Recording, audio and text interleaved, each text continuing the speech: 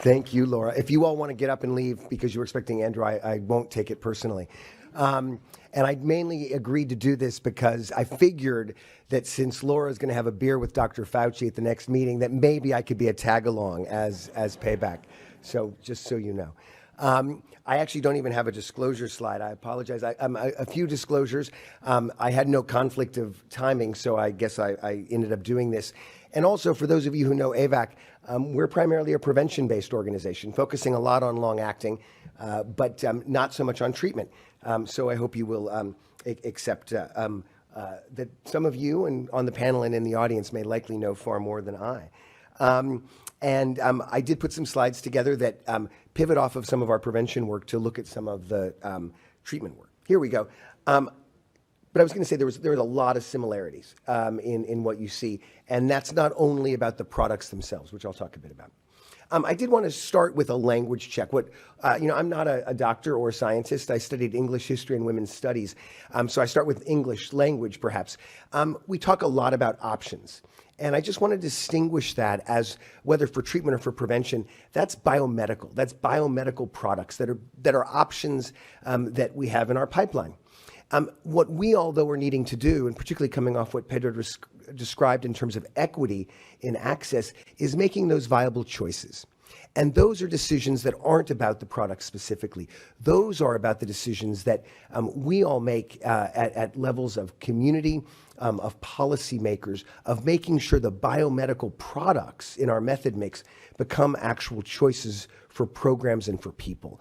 And I think it's really important that we think about that. And to give you an example of why that matters, and this actually comes from the contraceptive world, where we've seen over decades of product development that for every new contraceptive developed, the prevalence of contraceptive use goes up. And we see that as not just more different active pharmaceutical ingredients, but when you begin to differentiate and provide more choice amongst different delivery systems. So we know that can work. And I wanted just to frame one other piece, which is why I think it is actually helpful to have prevention people in the room, is that at the end of the day, what we're really talking about is not treatment or prevention. We're talking about universally testing and connecting people with the products and services they need. And I highlight that because in both treatment and prevention paradigms, we spend a lot of our time thinking about the biomedical products, the great new tools, the pills, the injectables, the implants. But it's the structural and behavioral issues that we all know are the difference between helping people get access to a product, to adhere to a product, to actually get to impact.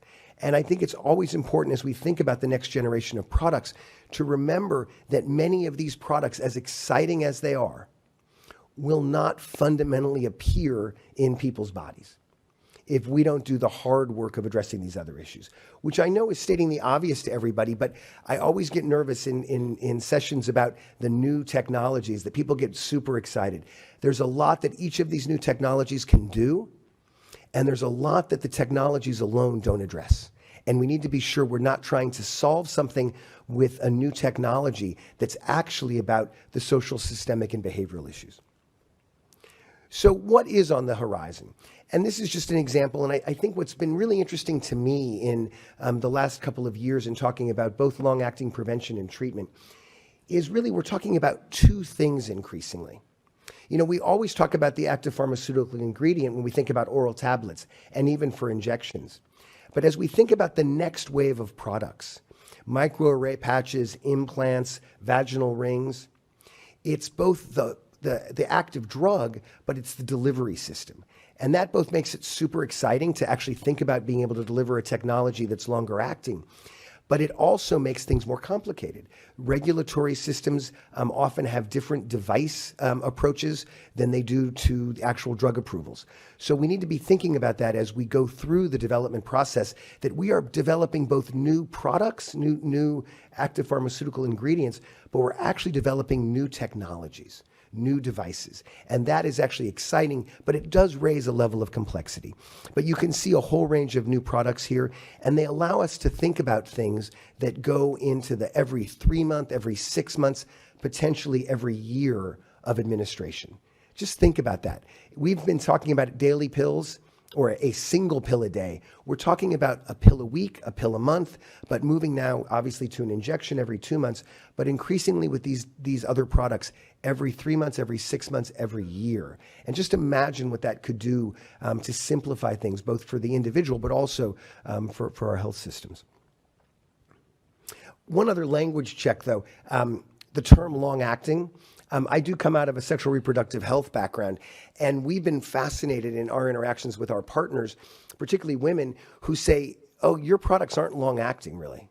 Because in contraception, even an every 3-month injection of Depo-Provera is not considered long-acting in the family planning world. When they talk about long-acting, they're talking years at a time, an implant that can go 5 years. And it's important because as we begin to roll these products out for both treatment and prevention, we in HIV say, oh, that's a long-acting product, because compared to daily pill taking, that's long-acting. But for our users, they're like, that's not long-acting. So we have to really remember to meet people where they are, not where we are.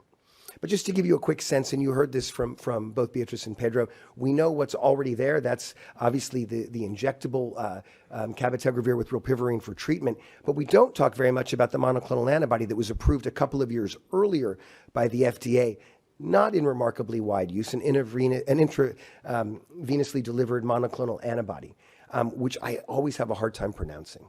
We do have to work on this. The drugs really need to be easier to pronounce. Ibalizumab. And it's interesting, when that was approved back in 2018, people thought, and that's only every 2 weeks, so not nearly as long acting, but people thought that was kind of out there on the edge. And I'm going to give you a quick slide in a minute about the antibody pipeline.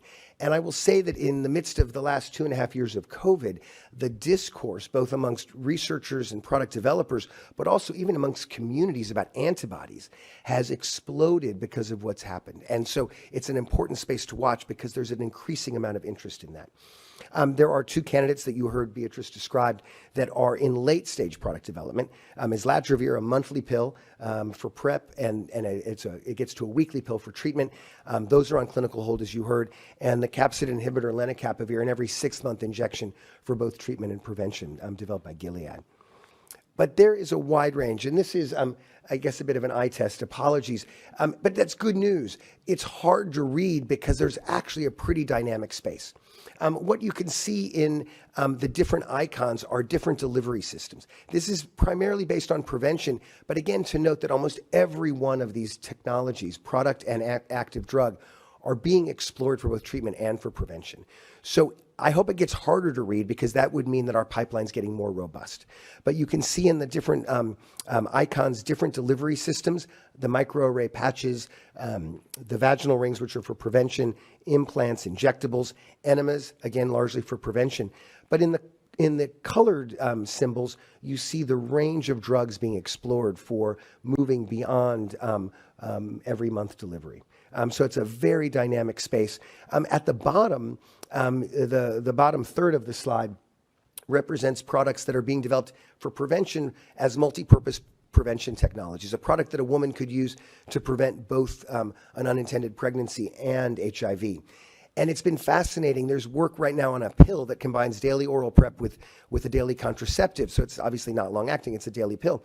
But the first question we've had in almost every consultation we've done in Southern and East Africa is, oh, I'm an HIV positive woman. Could you combine my treatment with the contraceptive? It's fascinating. Again, that's not being widely discussed, but something that, again, the users are asking for. And the other issue, of course, are antibodies. And this actually, when we think about the last decade of science, is actually one of the most remarkable things. Since 2010, there has been over 100, well more than 100 antibodies newly identified. And again, these are being explored in prevention, in treatment, and in early cure research. And you can see that they look at different parts of the virus. It's really based on the decades of work in this field of really understanding this virus so much better and beginning to identify all of these different antibodies. And it's really an area that I would encourage us to watch very closely.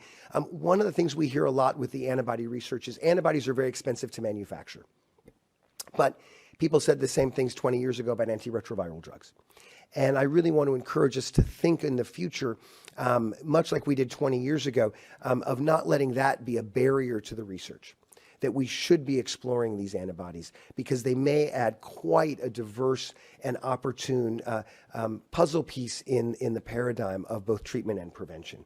I won't get through all of the numbers. These are easy to pronounce because they actually, you'll see they're like VRC07. That's the 7th antibody discovered by the Vaccine Research Center.